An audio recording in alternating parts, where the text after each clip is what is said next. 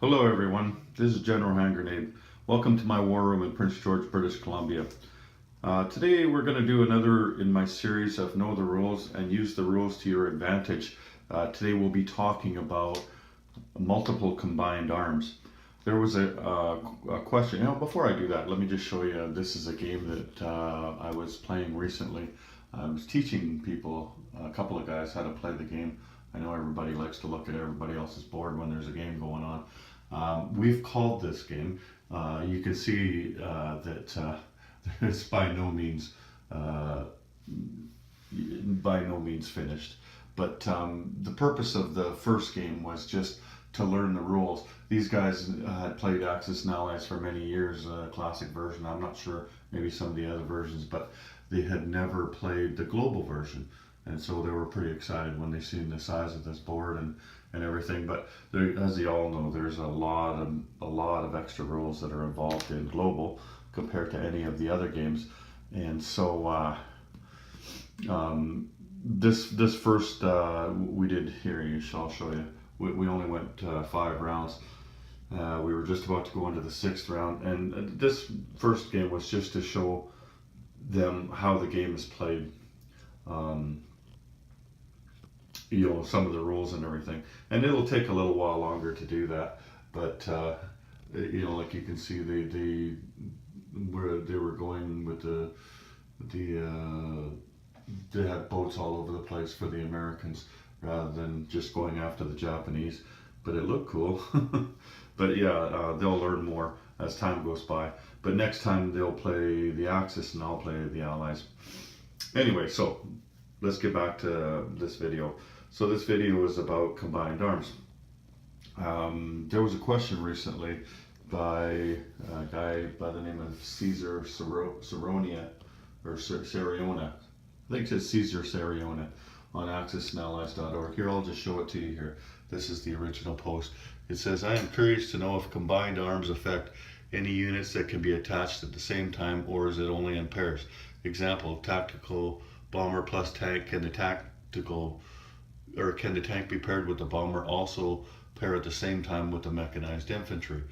Well, let's go to the rule book, and the answer is yes and no. You can't pair them at the same time, but you can pair them on the same turn. So here, this is page 18 in the Pacific Yearbook, book, and you'll find this same little box here in Europe book as well, rule book. Might be a different page though. So let me just read the second paragraph to you. It says some unit types require one-to-one pairing with another type or another unit type, and may be paired with more than one other unit type. Each unit may be paired with only one other unit at the same time, but be paired with different units at different times during the same turn.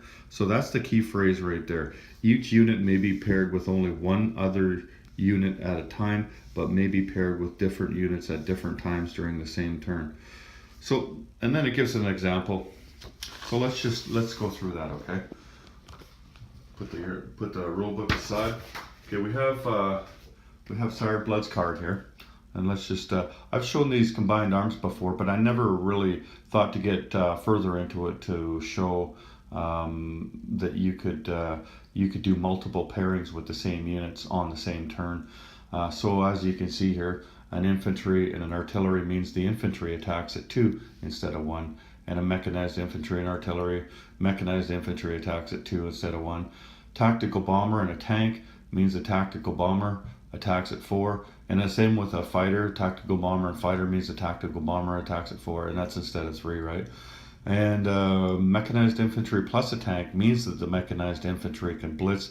Without that tank, then the mechanized infantry can't go through an empty enemy territory and then attack a territory after that. It can go 2 spaces and attack a territory, but this first space must be friendly, right? So you have to be with that tank in order to blitz through and attack another enemy territory. And then there's the last one here, and we won't be getting into that one today, but we'll just mention it. That's any kind of plane paired with a destroyer means that the plane can attack a sub, but a sub will never attack a plane. So let's get into that. Here, let's set something up here. Okay, let's say that let's just move these guys aside here.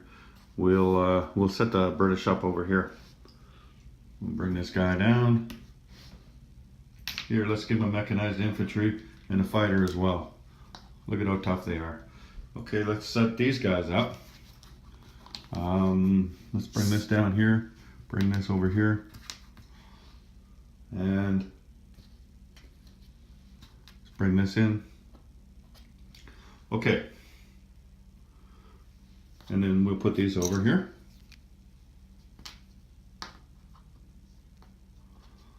Okay, so combined arms.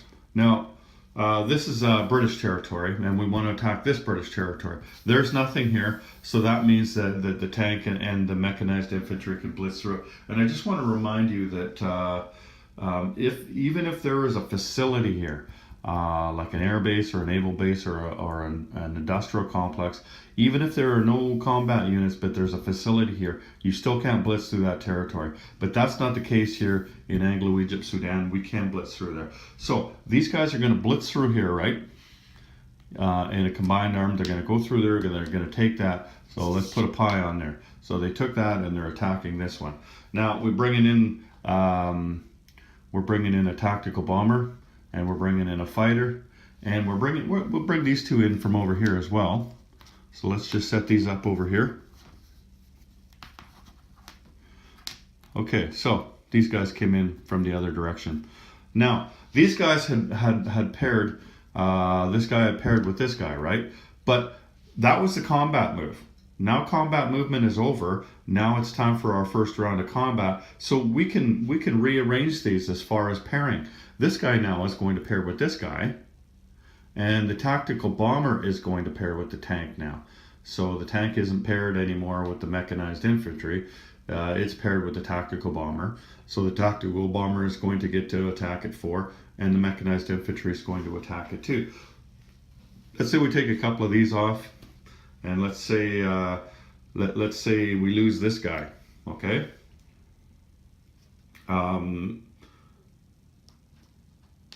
And let's lose the tank too, even though you wouldn't choose the tank as a casualty. But let's just say that that's what happened, and this is what you have left. So then you can rejig these around again. No longer does this have a tank to pair with, but remember, it can also pair with a fighter. So we're going to pair this with the fighter on the second round of combat. So this is going to get 4 or less on attack instead of 3 or less, because he is combined arms with the fighter now. And then this artillery, who was paired with a different mechanized infantry before, is going to now pair with this mechanized infantry to allow this mechanized infantry to attack at 2 instead of 1. Whereas in the last round, this mechanized infantry only attacked at 1 in round 1. So that's how it works. And then you would continue your attack, and you would take this guy out, and you would laugh at him, and you'd finger him, and you'd tell him what was wrong with his mother and everything else, and you take that out, and you put your pie down there, and you fly your planes back to wherever, and that's how it works. So you don't have to when you pair 2 units at the beginning, they don't have to continue to be paired for that entire turn. You can, but they can't be paired at the same time. So let's look at this. You cannot pair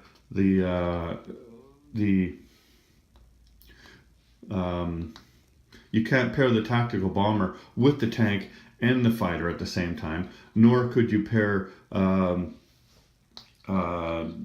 the artillery with 2 mechanized infantry. The pairings must be 1-to-1. So as long as you're only pairing 1-to-1, you don't even have to worry about anything, because this guy, you would never be breaking the rules as long as you were paired 1-to-1. And then the next round comes along and you see what you got left. You might still be able to pair these 2 and these 2, right? But then if you lost one of them, then you might be pairing this guy with this guy, or this guy with this guy. That's just the way it works. So that's the long and the short of it. The key is to setting this up right.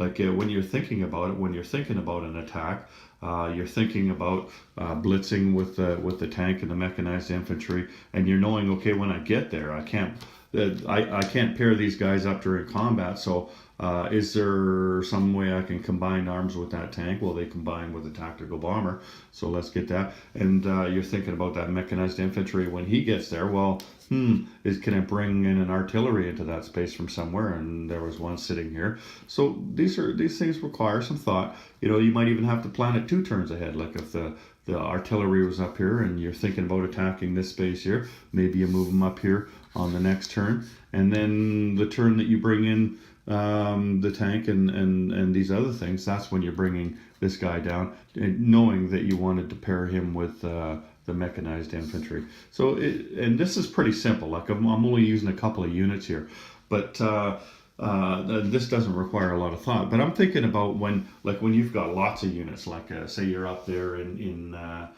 the Eastern Front there, and you've got a bunch of units, and you blitz through with your tanks and your mechs, like there's Italian tank and mech down there, and you're thinking about getting in behind the lines with a bunch of them, and you're flying in tactical bombers over top of them, and do you have any artillery up there, right?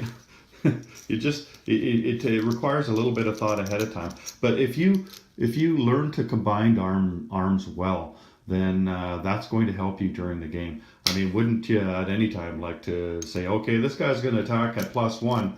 That would be awesome, right? Well, you just have to give it some thought. You just have to plan it a little bit better, and they will be +1.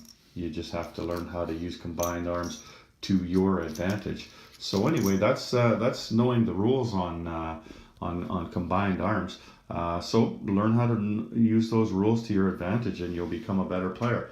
So anyway, looking forward to Grasshoppers tournament. It's Saturday now, and I'm leaving town on Wednesday. Sire Blood and I are meeting at the airport, and we're driving down to Niagara Falls for a couple days, and then we'll be at the Grasshopper Invitational. Looking forward to that, and looking forward to seeing everybody there. And for all you people who can't make it, watch my channel and some of the other YouTubers that are going to be there, Hunter Jones and Big E, and of course Grasshopper's going to be there, Sire Blood. Detroit, we're hoping he can make it, but more than anything, we're hoping that his baby that everything goes well with the birth of his baby there. So if that can happen and he can make it, then we'll all be very happy. So he might be there as well.